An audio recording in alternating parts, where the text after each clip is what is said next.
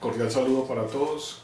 En esta pequeña charla les voy a hablar un poco sobre el tema de la revolución industrial y la revolución científica. Básicamente es un tema muy amplio, sin embargo el asunto de la revolución científica y la revolución industrial pues son dos temas que se conectan, y para el interés que hay en nuestro curso pues vamos a ver qué tiene que ver una con otra, y lógicamente vamos a ver en qué consiste la llamada revolución industrial y la llamada revolución científica.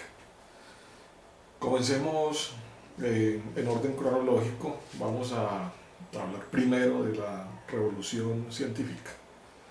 Por revolución científica se entiende todo el periodo que va entre la publicación de la obra de Nicolás Copérnico en 1543 y la publicación del libro de Isaac Newton en 1687. O sea que la revolución industrial, la revolución científica, la fechamos entre mediados del siglo XVI y finales del siglo XVII.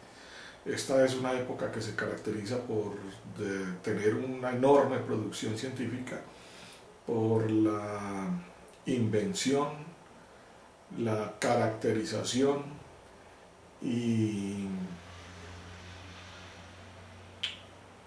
metodologías con las cuales, por las cuales estos dos siglos nos van a enseñar en qué consiste lo que nosotros hoy entendemos por ciencia. Y básicamente,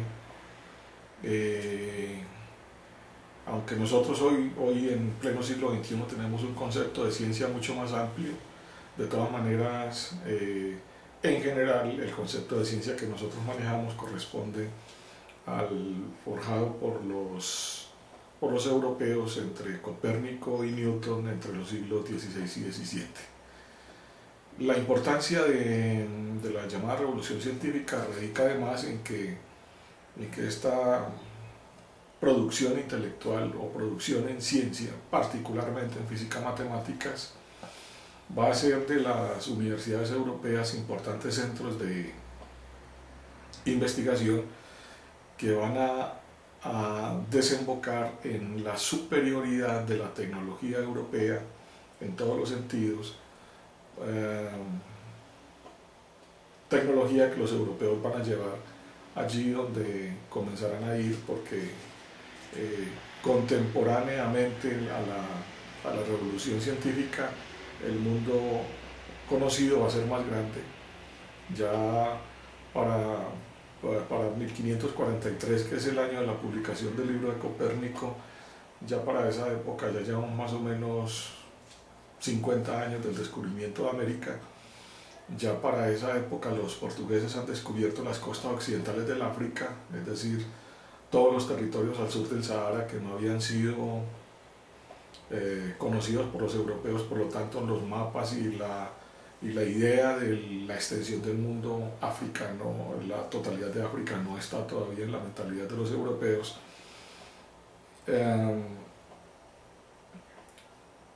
Haciendo pues que el mundo conocido solo vaya hasta el Sahara. Y 50 años antes del descubrimiento de América, un tal Enrique el Navegante pues va a descubrir las costas occidentales del África en el intento de buscar rutas comerciales con el lejano oriente, y particularmente con India y China y Japón, que en ese momento pues estaban en poder de los árabes y los pueblos musulmanes, no árabes también, como los persas y los turcos. Es muy importante que pensemos en ese contexto, pues ya para mediados del siglo XVIII, James Cook, aquel almirante inglés, aquel famoso almirante inglés, hará para Inglaterra el mundo mucho más extenso, cuando descubre las costas de Australia, de Nueva Zelanda, y va a incorporar tierras del lejano oriente para la corona inglesa. Una pregunta que podemos hacernos es cuál es la razón por la cual los europeos entre principios del siglo XVI, alrededor del año 1500, y mediados del siglo XVIII son prácticamente los dueños del mundo. La razón es que sus ejércitos a donde van con superioridad militar, y esa superioridad militar se la da la tecnología, y esa tecnología es una tecnología que está sustentada lógicamente en el desarrollo de la investigación científica en las desarrolladas universidades europeas. Sobre esto, pues lógicamente debemos profundizar un poco para ver de qué manera ocurre esa denominada revolución científica y la conexión con la superioridad tecnológica de los europeos y la posterior revolución industrial a mediados del siglo XVIII en Inglaterra, lo que nos lleva a preguntar por qué la revolución industrial se da en Inglaterra y no se da en otra parte. ¿Por qué no en Francia? ¿Por qué no en el continente europeo? ¿Por qué no en América? ¿Por qué no en África o en China? Si tenemos en cuenta que los chinos habían desarrollado una gran cultura. O por ejemplo, ¿por qué no los hindúes? Y los hindúes habían desarrollado también una gran cultura. Es decir, la pregunta es ¿por qué Inglaterra y por qué no otras regiones del mundo u otros países u otros estados? La cuestión entonces es que la revolución científica comienza con la publicación de un libro de el clérigo, el tímido canónigo, como lo describe Arthur Koestler en un libro que se llama Los Sonámbulos. Arthur Koestler dice que el tímido canónigo es el punto de partida para lo que nosotros vamos a llamar la revolución científica o el pensamiento moderno europeo. Ese libro es un libro que se llama, generalmente se cita en latín, De Revolutionibus Orbium Celestium, traduce algo así como de las revoluciones de las orbes celestes. Casi siempre se cita en latín para evitar la dificultad de traducir el término orbium, que radica en lo que Copérnico entendía por orbium o también por orbis.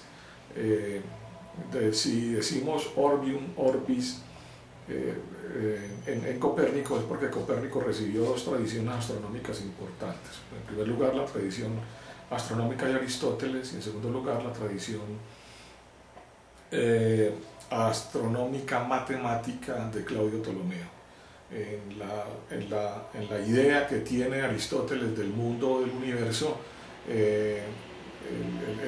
los planetas se mueven en esferas, de manera que Copérnico entiende de modo aristotélico orbium orbis como esfera, como también le llega la tradición de Claudio Ptolomeo, el alejandrino griego, que no habla de esferas sino de movimientos circulares de los planetas. Por lo tanto, Copérnico entiende también el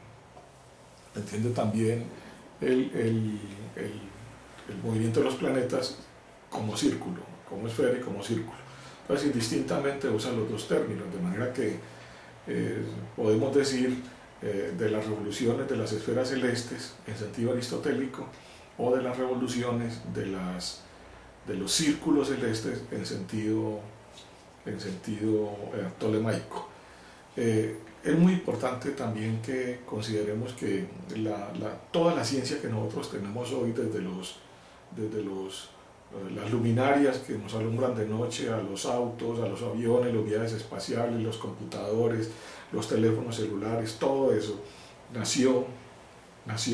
se originó con ese librito de Copérnico. La cuestión es que Copérnico no está hablando de otra cosa sino de movimientos celestes, es decir, la gran ciencia moderna y el gran desarrollo de la ciencia europea y el gran desarrollo de la ciencia en el siglo XIX y durante el siglo XX y toda la tecnología que tenemos ahora en el siglo XXI nació desde una consideración astronómica que es la tesis central del libro de Copérnico. La tesis central del libro de Copérnico entonces es que el Sol se encuentra en el centro, o más o menos en el centro de los movimientos celestes, y que los planetas, que en el mundo antiguo eran 5, además de la Luna y el Sol. Ahora el Sol pasará a ser el centro de los movimientos, o más o menos el centro de los movimientos. La Tierra se convertirá en otro planeta y la Luna en un satélite de la Tierra, es decir, en un planeta que gira en un círculo alrededor de la Tierra, de manera que el sistema copernicano es un sistema con 6 planetas, los 5 que se pueden observar a simple vista, que son Mercurio, Venus, Marte, Júpiter y Saturno, que sería el quinto. La Tierra el sexto, ¿no? De manera que el universo copernicano es un universo pequeño en comparación con la idea pues, del universo que nosotros tenemos hoy, pero en comparación con los universos de los antiguos griegos es un universo más grande, en el sentido de que Copérnico afirma en algunas de las partes de su texto que, por ejemplo, la distancia entre la Tierra y el Sol es ínfima o muy pequeñita con respecto a la altura del cielo. Las características del universo de Copérnico entonces son 6 planetas girando en torno al Sol, el Sol está más o menos en el centro y las órbitas son estrictamente circulares, órbitas circulares y perfectas, y el universo va hasta esa esfera azul que vemos nosotros en el día o la esfera estrellada que vemos en la noche, es decir, lo que los astrónomos clásicos llamaban la esfera de las estrellas fijas. Ahora, una cosa es decir que la Tierra está en el centro que el Sol está en el centro y la Tierra tiene movimientos, pero otra cosa es demostrarlo. La ciencia moderna es el desarrollo de las demostraciones que los sucesores de Copérnico van a tratar de hacer de esa teoría. Es decir, que nosotros en Copérnico pues, no encontramos razones matemáticas o razones físicas para decirte que el Sol se encuentra en el centro o más o menos en el centro del universo. Esas razones no las encontramos ahí, no hay demostraciones. Se queda en el nivel de la especulación y por eso entonces todos los sucesores de Copérnico son los que se van a encargar de tratar de explicar que Copérnico tiene razón, es decir, que él tiene razón. Y en eso radica la importancia de Copérnico y de los copernicanos para eso que se llama la revolución científica. Como decíamos ahorita, el libro de Copérnico fue publicado para 1543, es decir, a mediados del siglo XVI. Más hacia adelante, pues nosotros no vamos a tener lecturas afortunadas del libro de Copérnico por 2 razones. La primera, porque es un libro escrito en latín y no todo el mundo puede leer en latín, sino solamente especialistas. Y en segundo lugar, porque es un libro de matemáticas. De hecho, pues el mismo Copérnico lo dice, esto es un libro de matemáticas para matemáticos.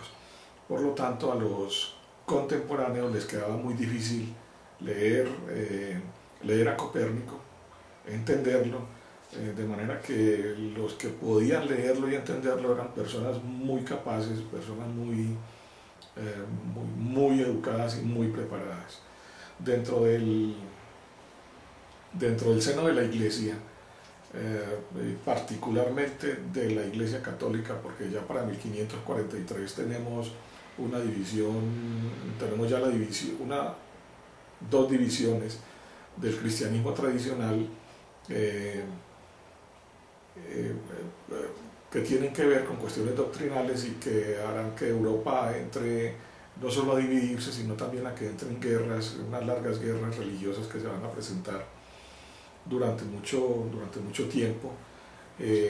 La primera separación es la conocida Reforma Protestante, que se fecha en 1521, y la segunda división es el surgimiento o la fundación de la Iglesia Anglicana en 1538 por el rey inglés Enrique VIII. Entonces vamos a tener en Europa 3 cristianismos: el cristianismo católico en el sur, el cristianismo protestante en el norte y el cristianismo inglés o anglicano en la isla. Y por supuesto, pues en algunos lugares habrán varias prácticas religiosas. En Francia habrán católicos y protestantes, las guerras entre católicos y protestantes como también se presentará este fenómeno se presentará también en Inglaterra. Si tenemos en cuenta esas fechas, 1521-1538, y el libro de Copérnico es publicado en 1543, en algunos momentos la obra de Copérnico será estudiada o será prohibida en el mundo protestante o en el mundo católico o en el mundo anglicano. Eso es una dificultad grande que va a encontrar la obra copernicana para su difusión. No podemos olvidar que uno de los principales enemigos que tenía Copérnico en vida era precisamente el fundador del movimiento protestante, Martín Lutero. Lutero consideraba, se refería a Copérnico como ese astrónomo advenedizo que ha venido a poner patas arriba a la ciencia de la astronomía, porque está enseñando que el Sol se encuentra en el centro del mundo y no tiene movimientos, cuando en la Biblia dice, continúa Lutero, que Josué, para ganar la batalla de Jericó, detuvo el Sol, y si detuvo el Sol se mueve. Y lo que enseña Copérnico es que el Sol está más o menos en el centro, sin movimientos. Entonces, este argumento bíblico contra las consideraciones científicas, si se quiere, de Copérnico, entran en contradicción. Inicialmente, a la muerte de Copérnico, Copérnico se muere en el mismo año en que publica su texto, en 1543. El libro de Copérnico será prohibido entre los protestantes inicialmente, entre los protestantes alemanes. Hay que tener en cuenta que Copérnico era algo así como alemán o polaco, vivía en esas dinámicas y cambiantes fronteras de la época. Que si a él le hubieran preguntado si era polaco o alemán, habría dicho soy católico, porque era un sacerdote católico. Esta es una dificultad de primer orden.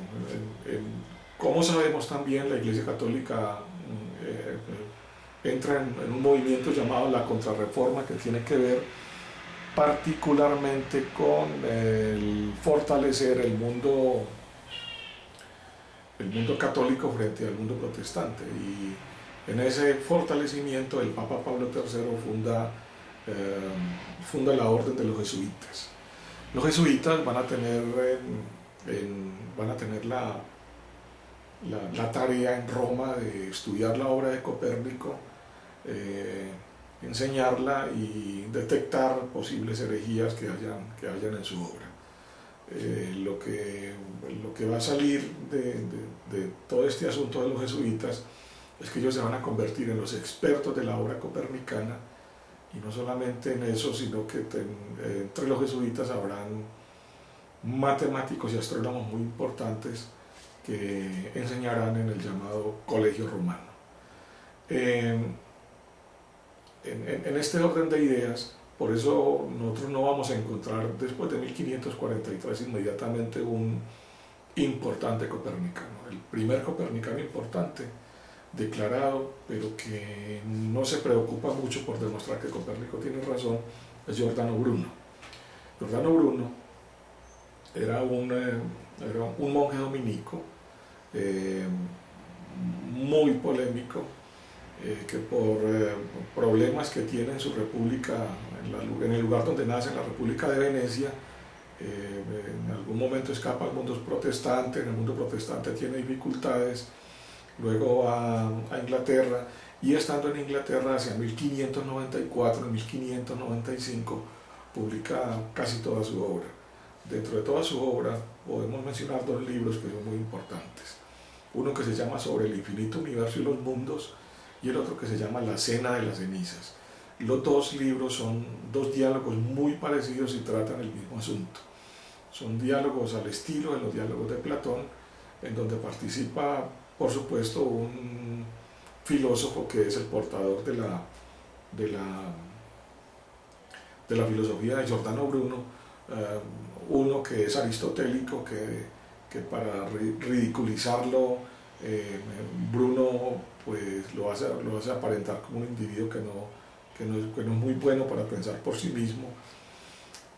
Y están una gran cantidad, pues que eso depende mucho del libro, de personajes que generalmente están de acuerdo con el personaje de Bruno, que se llama Teófilo en un libro y en otro se llama Filoteo, hijo de Dios.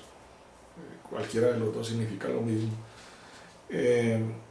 Para ridiculizar y hacer quedar mal al aristotélico, porque realmente lo que está haciendo la ciencia moderna, y eso lo hace Copérnico y lo harán los copernicanos, y entre ellos Bruno, que es del que estamos hablando, lo que ellos harán será polemizar con los aristotélicos de la época, polemizar con la obra de Aristóteles, porque la obra de Aristóteles y los aristotélicos era la moda intelectual de las universidades europeas de los siglos XIV, XV, XVI y XVII. Es en ese ambiente entonces donde ellos están discutiendo. El aporte más importante de la obra de Giordano Bruno radica en que Bruno dice que el universo es infinito, es decir, que el universo no tiene límites. Bruno rompe el universo cerrado de Copérnico. Recuerden que el universo de Copérnico es como una pelota, es cerrado. Bruno abre el universo, dice que las estrellas se encuentran una más lejos, otra más cerquita, dice también que cada estrella que vemos en el firmamento es un sistema solar como el nuestro, es decir, un mundo. Por eso el título del libro, sobre el infinito universo y los mundos, es decir, sobre el infinito universo y los infinitos mundos o los infinitos sistemas solares, con infinitos planetas, con infinitos planetas, infinitas personas, con infinitos modos de vida. Eso, por supuesto, para finales del siglo XVI tenía serios problemas teológicos, porque lo único que se podía concebir como infinito era Dios, y Bruno no hizo nada para diferenciar el universo de Dios. Por lo tanto, se confundió a Dios con el universo, razón por la cual siempre se le acusó y todavía se le sigue presentando en los mismos términos de que la noción del universo de Bruno es una noción panteísta, es decir, que le da alma al universo, pero no cualquier alma, sino alma divina, es decir, el alma de Dios. Bruno finalmente es ejecutado por la Inquisición en Roma, en la Plaza di Fiore en Roma, en donde en este momento hay una estatua en su honor. Es ejecutado por hereje, por las enseñanzas que había dado en estos libros y en otros libros, y por algunas propuestas que había hecho de reforma de la Iglesia y de algunos asuntos estrictamente doctrinales que eran bastante polémicos para el siglo XVI, que si los planteáramos hoy, pues serían también bastante polémicos. El siguiente copernicano importante es Johannes Kepler.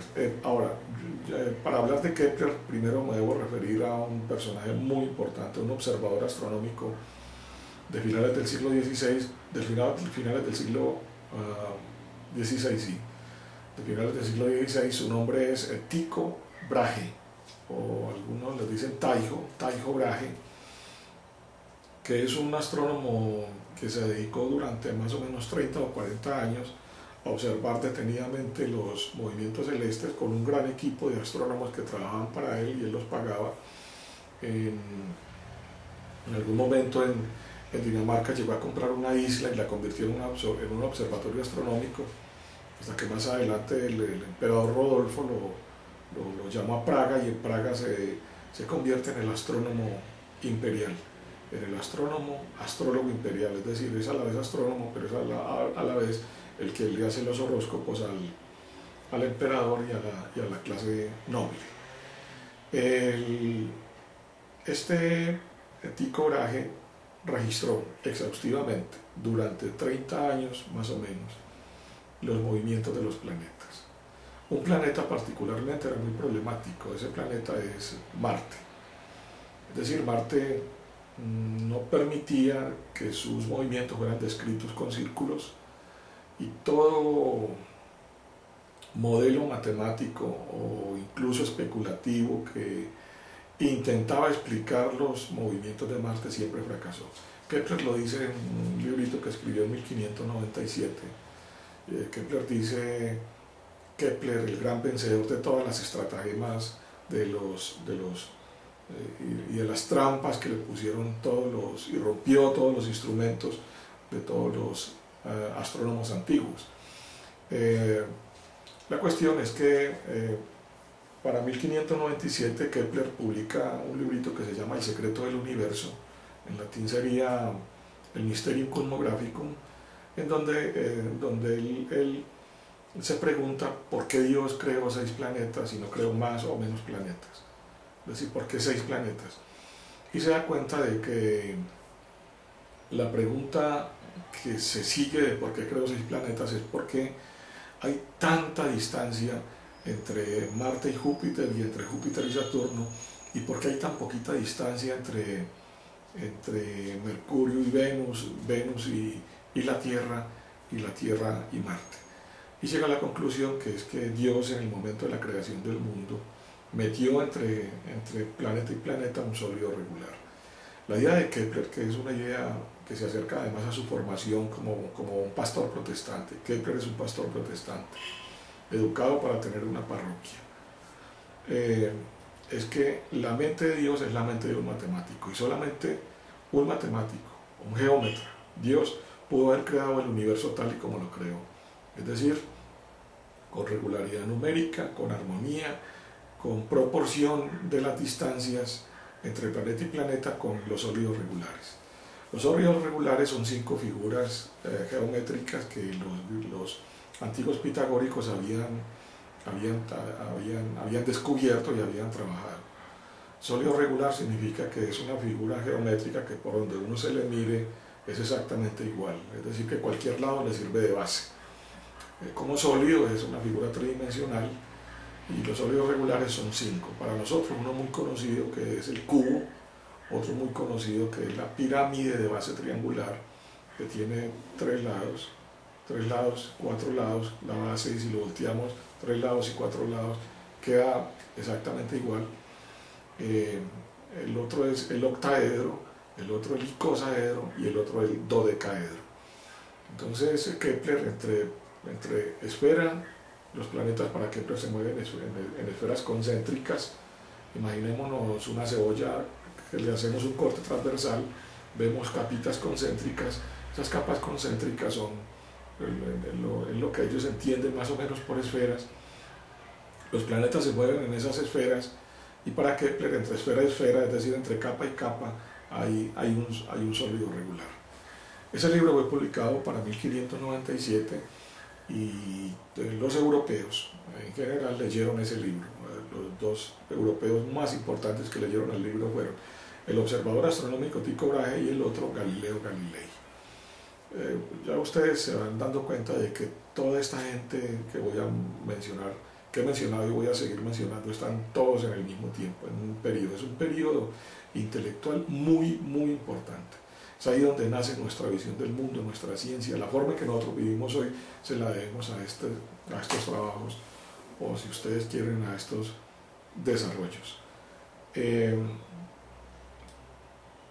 Cuando Brahe se da cuenta de la genialidad del libro de Kepler, se da cuenta de que allí hay un genio matemático. Entonces lo llama a trabajar con él a Praga, hacia 1600, el mismo año de la ejecución de Bruno. Kepler va a trabajar con él. La cuestión es que la vida de Tycho Brahe es una vida muy complicada, porque Brahe es un cortesano, un individuo muy rico, de manera que se mantiene en banquetes, con comida excesiva, con mucho vino. Las borracheras son normales. El temperamento de Brahe es muy distinto al temperamento de Kepler. Kepler es un individuo muy religioso. Estando con Brahe nunca le habla de las observaciones, no se las muestra tampoco a Kepler. La razón es que hay celos profesionales. Se da cuenta de que Kepler puede hacer descubrimientos que él está incapacitado por sus limitaciones matemáticas para hacer. Así que solamente le hablaba de Marte, que son las observaciones que más le interesan a Kepler. Le habla de vez en cuando, y eso que cuando está borracho. Lógicamente a Kepler eso le molesta.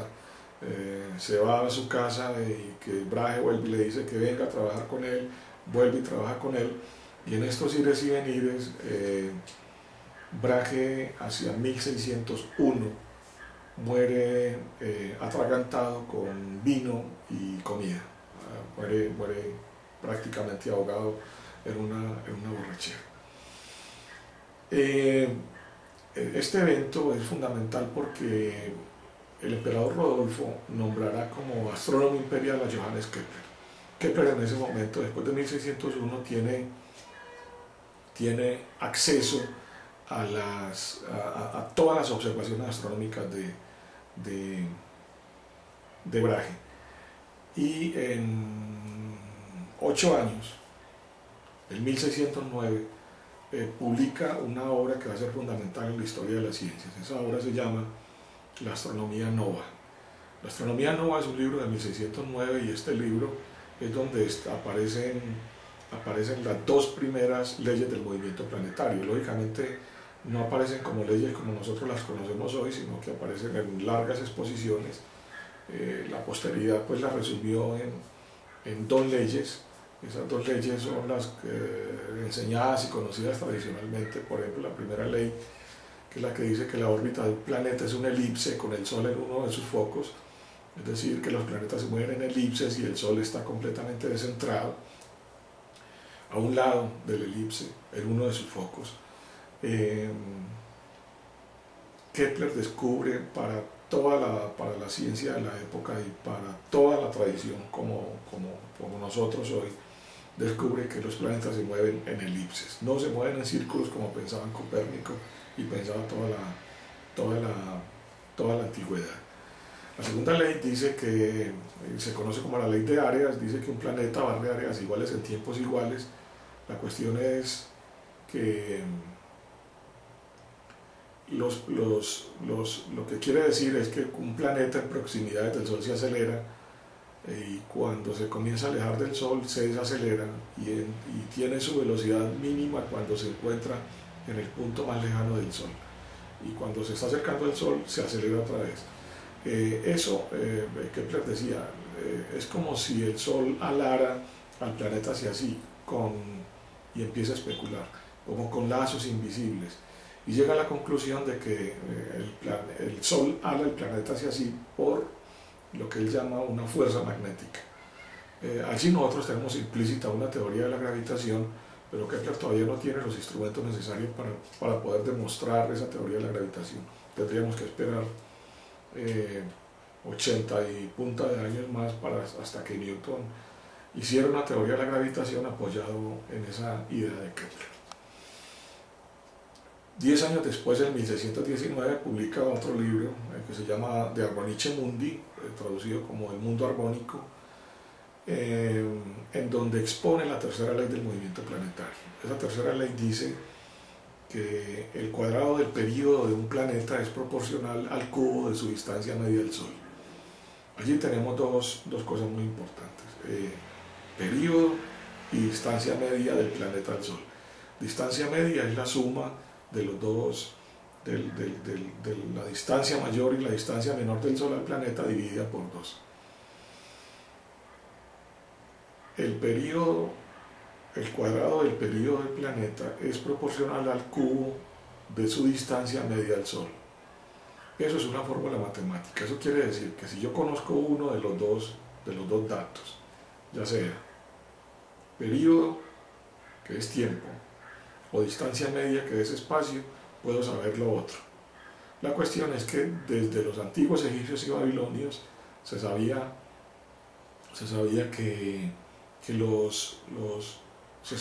cuánto dura el periodo de un planeta alrededor del Sol.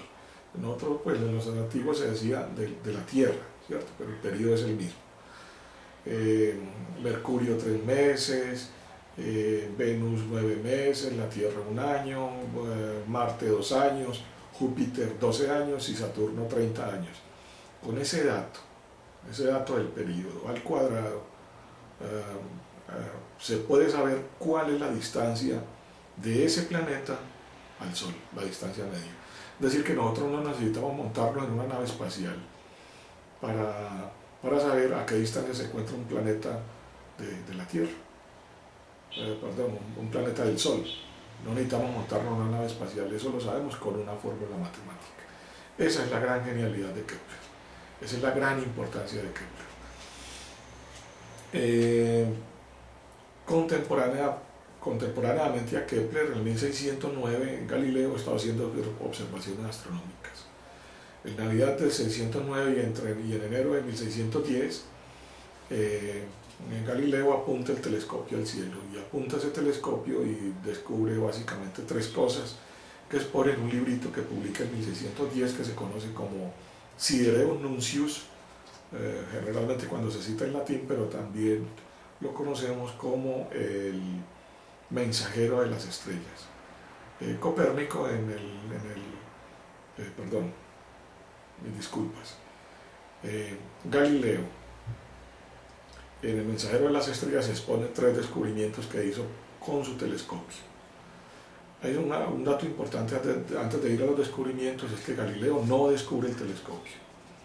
De hecho, pues en el mismo Sidereus Nuncius dice cómo lo construye y dice de dónde toma la idea. Dice los artesanos flamencos han inventado un aparatico, un anteojo, él lo llama anteojo, no le dice telescopio, eso es un nombre muy posterior, un anteojo que sirve para acercar las imágenes, y construye uno, porque hay que tener en cuenta que Galileo es un constructor de aparatos. Galileo entonces construye un telescopio más potente que el de los artesanos flamencos, es decir, holandeses, lo apunta a los cielos y descubre tres cosas. Primero, la superficie irregular de la Luna. Dibuja lo que ve. Ve que en la Luna hay montañas, llanuras, mesetas, depresiones, que es una superficie completamente irregular. Eso es una novedad fundamental para principios del siglo XVII, porque la idea que se tenía es que la Luna era lisa como una bola de cristal, como una bola de billar, completamente lisa y perfecta, que era la idea que nos había enseñado Aristóteles y que se había mantenido por 20 siglos. La idea de Aristóteles también es que no solamente es pulida por todas partes, sino que la Luna está hecha de un material divino llamada la quinta esencia o el quinto elemento, al que llamó éter. La importancia del descubrimiento de Galileo radica en que Galileo va a decir, si tiene montañas, depresiones, llanuras, es decir, se parece a la Tierra, el material del que está hecho la Luna es el mismo material del que está hecho la Tierra. Eso implica una unificación entre la física del cielo y la física de la Tierra.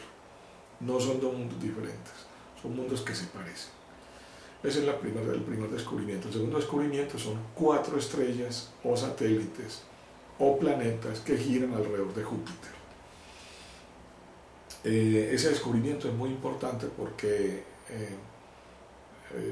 empezando porque desbarata el universo de Kepler, hay que ponerle 4 planetas más al clásico sistema del mundo de Kepler de esferas y de sólidos regulares. ¿Dónde meter esos 4 planetas? Eso es fundamental. Lo que contradice necesariamente el viejo sistema de Aristóteles. No habían hablado de esos 4 planetas nuevos. Y finalmente el tercer descubrimiento son miles y miles de estrellas nuevas en una mancha blanca que nosotros vemos de noche en el cenit cuando observamos el cielo, que es la Vía Láctea. Nosotros lo vemos desde la Tierra como una mancha blanca, pero si ponemos un telescopio, aunque sea un telescopio sencillo, vemos que son estrellas y estrellas por todas partes. Entonces, en Galileo vamos a tener que él comienza a sospechar de que el universo es infinito. Sin embargo, Galileo nunca afirma que el universo sea infinito. Por allá le dice en una carta a Lichetti, a un amigo, le dice he descubierto nuevas estrellas, hay unas más lejos que otras, sospecho que el universo es infinito, pero el que yo sospeche o no lo sospeche, eso no es importante hasta que no sea demostrable. Ese libro es publicado en 1610 y entre 1610 y 1614 Galileo en cartas a sus amigos o en pequeños tratados, como un pequeño tratado que se llama En torno a las manchas solares, sigue exponiendo descubrimientos que hace con el telescopio. Entonces, las manchas solares, descubre manchas solares en el cielo, descubre que las manchas solares se desplazan por el ecuador, lógicamente llega a la conclusión de que el Sol tiene movimiento, es decir, que el Sol tiene movimiento de rotación sobre su propio eje. Eso es un descubrimiento novedoso para la época. Posteriormente descubre las fases de Venus, dice que, y llega a la conclusión de que si Venus tiene fases, eso ocurre si y solo si el Sol es central. Es decir, que eso se convierte en el argumento astronómico o experimental para demostrar que Copérnico tiene razón, es decir, que el Sol es central o más o menos central. Sin embargo, el sistema galileano va a tener problemas, porque Galileo va a seguir pensando en un universo cerrado por la esfera de las fijas, porque no va a ir más allá, como Kepler. Kepler también, a pesar de que son posteriores a Giordano Bruno, siguen pensando en un universo cerrado, limitado por la esfera de las estrellas fijas. Para 1623, Galileo está en una discusión con los jesuitas, y a propósito de esa disputa escribe un libro que se llama El Ensayador. El libro del Ensayador es el libro de metodología científica más importante del siglo XVII. Es el libro que les enseña a los contemporáneos de Galileo y a nosotros cómo hacer ciencia. Es decir, el libro donde Galileo caracteriza la ciencia. El libro donde dice que la ciencia se ocupa de problemas particulares, de que no analiza universales sino problemas particulares, problemas concretos, y que toda ciencia necesariamente es demostrable y que esas demostraciones necesariamente tienen que ser experimentales y o matemáticas. Eso es muy importante. Para 1632 Galileo publica el diálogo, el título es mucho más largo, Diálogo sobre los sistemas máximos del mundo, el copernicano y el tolemaico. Él publica el diálogo en donde expone en rasgos generales cuáles son sus concepciones cosmológicas, por un lado. Por otro lado, es el texto donde explica el principio de relatividad del movimiento, que es un principio que será fundamental para el desarrollo de la física, no solamente de la del 18, sino la del 19, la del 20, y para comprender algunos fenómenos físicos en la actualidad. Por este libro, el libro de 1632, es llevado a juicio, lo juician en 1633, él se retracta y va a vivir en una mansión en las afueras de Florencia, en donde se dedica a escribir casi ciego por estar observando el sol, a su libro de física más importante, no solamente su libro de física, sino uno de los libros de física más importantes del siglo XVII. El libro se llama Consideraciones y demostraciones matemáticas sobre dos nuevas ciencias. Esas consideraciones y demostraciones matemáticas sobre dos nuevas ciencias es el libro donde Galileo expone los principios o leyes de los movimientos uniformemente acelerados, es decir, las leyes de caída de los cuerpos, todas las leyes que hablan de las proporciones entre un cuerpo que cae o se acelera, o ya sea por un plano inclinado o en caída libre, las proporciones de los tiempos y las distancias recorridas. Esas leyes son descubiertas por Galileo y será una enseñanza también fundamental para el siglo XVII. El otro autor fundamental antes de Newton es Descartes. La cuestión es que Descartes es conocido más como un filósofo que como un científico. Sin embargo, Descartes escribió más de ciencia que de cualquier otra cosa. El primer librito que publica Descartes lo publica en 1628. El libro se llama Reglas para la dirección del espíritu. Es un libro donde Descartes nos enseña métodos para hacer ciencia y dice que para hacer una buena ciencia debemos primero entrenar nuestro pensamiento, hacerle calistenia, hacerle calentamiento, ejercitarlo. Hay que ejercitar el pensamiento. Y dice, la manera más fácil de ejercitar el pensamiento, es ejercitarlo con la ciencia más exacta, que es la matemática. Entrenado nuestro pensamiento podemos acceder a los niveles superiores del conocimiento, dice Descartes. Para 1633, el año de la condena de Galileo, Descartes tiene en la imprenta un libro que se llama, él lo tiene en francés, Le Monde Traité de la Lumière, con una segunda parte que se llama Traité de l'Homme, el mundo, tratado de la luz, y el mundo, tratado del hombre. El Tratado de la Luz es un libro de física, el Tratado del Hombre es un libro de medicina, anatomía y fisiología humanas. Cuando él se da cuenta de la condena de Galileo, Descartes va a la imprenta y saca el libro. Es un libro que no va a ser publicado mientras él está vivo. Sin embargo, en un libro de 1644, que es un libro más importante de ciencia, que se llama 1644, 2 años después de la muerte de Galileo, y el mismo año en que nace, 1642, el año en que nace Newton. En 1644 publica Los Principios de la Filosofía, que es un libro cuya primera parte hace alusiones metafísicas, pero la segunda, la tercera y la cuarta parte del libro eso es un libro de física. Ya había publicado antes de 1644, y como reemplazo de aquel libro que sacó de la imprenta, publicó El Discurso del Método como una introducción a 3 ensayos científicos. Los 3 ensayos científicos son meteorología, dióptrica, o sea que es un tratado de lentes, y geometría. ¿Cuál geometría? La geometría analítica.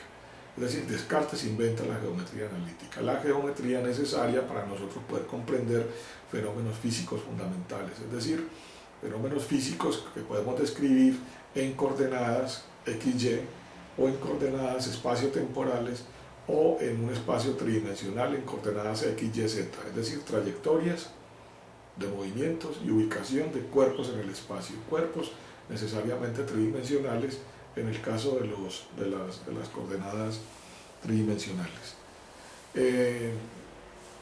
La geometría analítica es fundamental hoy para un montón de aplicaciones que tenemos en tecnología. Todo como les decía, también el libro de 1644 es un libro de física, es donde Descartes expone 3 leyes de la naturaleza. La primera la llama la ley de inercia, que es la misma que conocemos en Newton. La segunda la llama ley del movimiento uniformemente rectilíneo, y la tercera leyes de choque. Es en este ambiente donde va a surgir el gran Isaac Newton. Isaac Newton cogerá todos esos trabajos, tomará todos los trabajos, desde Copérnico hasta Descartes, le va a dar forma y publica su libro que se conoce como Principia Mathematica Philosophia Naturalis, Principios Matemáticos de la Filosofía Natural, el libro de física más grande de todos los tiempos, un texto de física abrumador, un compendio de conocimientos increíble, el libro que hará posible nuestro mundo moderno. Porque yo les he expuesto publicaciones de todos estos autores, desde Copérnico hasta Newton, pero puedo dar la idea de que eso es teoría pura. Pero estos señores, desde Copérnico a Newton, no hacen teoría pura, también hacen ciencia aplicada. Pensemos en Descartes. Descartes dice, las ciencias más importantes son la mecánica, la medicina y la balística. Es decir, la balística es un punto de investigación fundamental para los intelectuales europeos del siglo XVII. Están averiguando cómo hacer más mortal un proyectil, una bala, en un arcabuz, una escopeta de un solo tiro, o en un cañón. Los españoles a América llegaron en 1492 y llegaron con armas de fuego. Los chinos inventaron la pólvora. Pero ¿qué hicieron los chinos con la pólvora? Fuegos artificiales. ¿Qué hicieron con la pólvora los europeos? Armas. Bombas. Es decir, mucha pólvora con una mecha tirada por una catapulta para volar muros y volar puertas en una ciudad sitiada, o armas de fuego, que son las armas con las cuales ellos con las que los europeos llegan a todas partes. Las armas de fuego son traídas por los europeos a América durante todo finales del siglo XV, todo el siglo XVI. Las guerras con los indígenas se hacen con armas de fuego. La colonización inglesa al mundo conocido en el siglo XVIII con armas de fuego. La superioridad militar de los portugueses en África cuando descubren las costas occidentales con armas de fuego. Por eso someten al mundo. La superioridad militar de los europeos estaba en la superioridad de su tecnología. No porque tuvieran más hombres o fueran más guerreros que otros pueblos. Pueblos de guerreros hay en todas partes. Solo que ellos tenían las armas y la tecnología. En general, todo tipo de tecnología aplicada.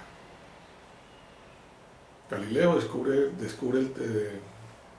un montón de cosas en el cielo con el telescopio, pero Galileo no está construyendo el telescopio para mirar estrellas. Eso es un accidente. Galileo es un individuo a sueldo de los gobernantes de la República de Florencia, de la República Italiana de Florencia. Galileo está construyendo un telescopio para defender a Florencia. La primera demostración que hace Galileo de su telescopio es en la torre de la catedral de la principal catedral de Florencia, no mirando estrellas, sino que invita a los Médicis y a los príncipes y a los nobles para que miren desde la torre de la iglesia al horizonte, hacia el mar, hacia las montañas, hacia todas partes, para que vean que ese instrumento es un instrumento de guerra que les sirve para defender la ciudad, porque pueden detectar al enemigo cuando venga a invadir a Florencia. Eso es muy importante. La mayoría de estos individuos, como Kepler, Galileo, Newton, son constructores de aparatos. Newton construía hornos para desbaratar metales y tratar de convertir un metal en otro, o para desbaratar la materia y tratar de entrar en el secreto de la mente de Dios y en qué estaba pensando Dios cuando creó el universo. Ese es el tipo de cosas que ellos hacían.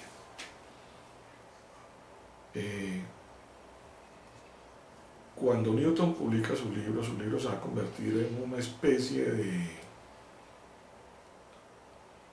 de vademecum o guía para toda la ciencia inglesa. La pregunta es, bueno, ¿y la ciencia del continente? Newton entra en franca contradicción y disputa con un pensador alemán de nombre Leibniz. Leibniz y Newton están discutiendo sobre quién inventó el cálculo diferencial. Entonces se acusan mutuamente de robarse el cálculo diferencial. Pero realmente, en el fondo de esa disputa sobre el cálculo diferencial hay hay una discusión por la valoración de cuál de las dos ciencias es más importante. Si la ciencia racional de un filósofo racionalista al estilo de Descartes como Leibniz, o la ciencia experimental de la isla. En la isla, en Inglaterra, a la vez que se hace teoría física pura, se busca la aplicación tecnológica inmediatamente. Se investiga teoría y se aplica. Se construyen aparatos de manera que nosotros vamos a tener un gran desarrollo de la ciencia experimental newtoniana en la isla. ¿Qué hay en el continente? No, en el continente hay una gran influencia de Descartes, que no habla de aplicaciones tecnológicas, a pesar de que habla de la mecánica y investiga sobre la balística, pero la inclinación de su filosofía es más purista, mucho más racionalista.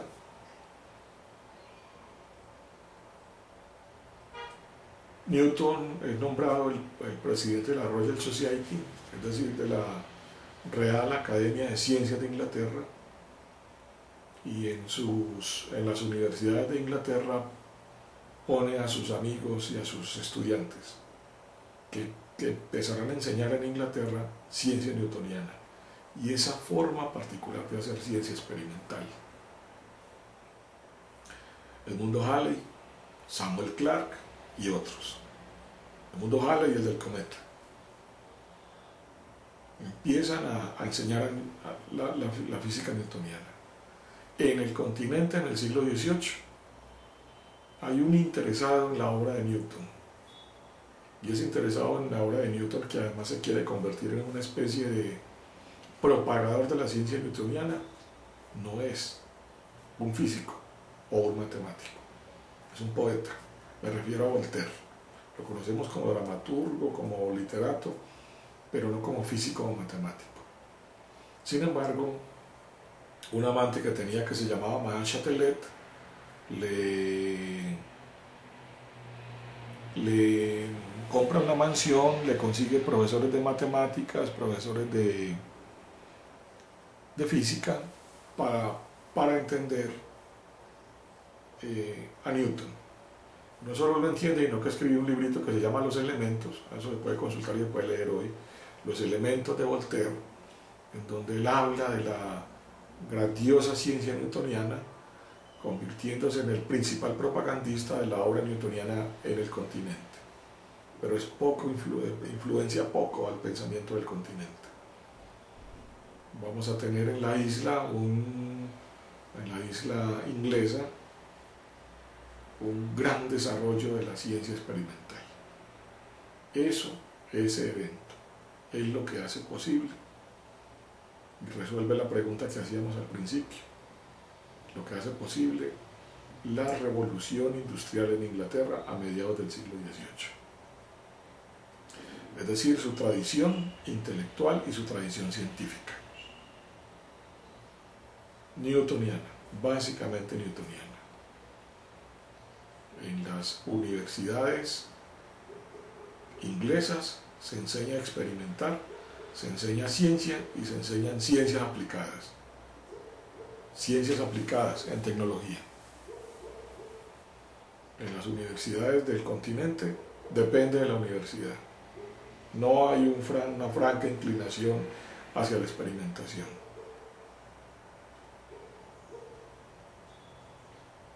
Ni qué decir de España.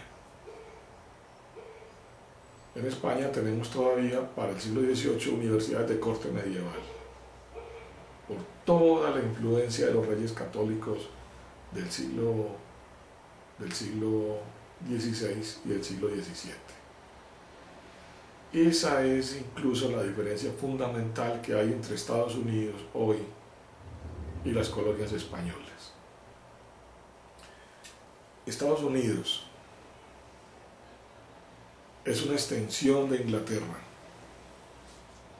como nosotros somos una extensión de España. Como extensión de Inglaterra hay una tradición universitaria en Estados Unidos, experimental, matemática, teórica y aplicada. En la América española no hay eso, porque por muchas razones, Kepler, Galileo, que había sido condenado por la Iglesia, y lógicamente Giordano Bruno estaban en el índice de los libros prohibidos. Es decir, que a pesar de que en Colombia tengamos universidades de 500 años, nosotros no tenemos una tradición universitaria experimental al estilo inglés. Por esa razón, cuando Estados Unidos se independiza de Inglaterra a finales del siglo XVIII, en pocos años se va a convertir en competidor de Inglaterra y competidor de España. Y recuerden que lo primero que hace Estados Unidos es declararle la guerra a España. Le declara la guerra a España y le quita a Cuba y a Puerto Rico. Más adelante a Cuba le dará la independencia en un escritorio y a Puerto Rico no se la dará jamás. Puerto Rico pasó de ser colonia española a ser colonia estadounidense. La superioridad en la economía y en el desarrollo económico del país e industrial de Estados Unidos luego de la independencia a finales del siglo XVIII y principios del XIX es su tradición universitaria inglesa. Nosotros no tenemos esa tradición universitaria, la tradición universitaria nuestra es española. De hecho, los estudios sobre Newton, Galileo, Kepler, la gran física y la gran ciencia de los siglos XVII y XVIII europeas llegan a nuestro país, a Colombia, llegan con la reforma a la educación superior que hizo Gerardo Molina en 1935. En el momento en que la Universidad Nacional de Colombia y la Universidad de Antioquia, en este caso que son de las más antiguas de las públicas, comienzan a traer profesores franceses, ingleses, norteamericanos, para poner al nivel de las universidades colombianas, al nivel de las universidades inglesas y las universidades norteamericanas. Si queremos tener para ese momento, un país altamente desarrollado, un país que está incorporando la tecnología y nada más a principios del siglo XX, la revolución industrial, en la cual norteamericanos e ingleses estaban metidos hacía 150 años. Para 1750, de 1750 en adelante, con el descubrimiento del mundo, para los ingleses se vuelven dueños del mundo, la circulación libre de materia prima hacia Europa, de algodón, de técnicas de construcción, de té, de la India, del uso del hierro para crear carreteras, ferrocarriles, la creación de la máquina de vapor, lo que hará más adelante la pie a las locomotoras y el movimiento de ferrocarriles de la riqueza. Eso es posible gracias a la revolución científica y a la obra newtoniana. Por eso hay revolución industrial solo en Inglaterra, y por eso la superioridad de Inglaterra, y por eso la superioridad de los europeos más adelante, en la medida en que los europeos comienzan a introducir los elementos básicos de la formación en ciencias de los ingleses, excepto España, lógicamente, que se caracterizó por su conservadurismo. Con esto quería que ustedes tuvieran presente cuál era la conexión entre la revolución industrial y la revolución en su orden, la revolución científica y la revolución industrial. Eso es lo que quería hacer, para que no quedaran como dos cosas en el aire.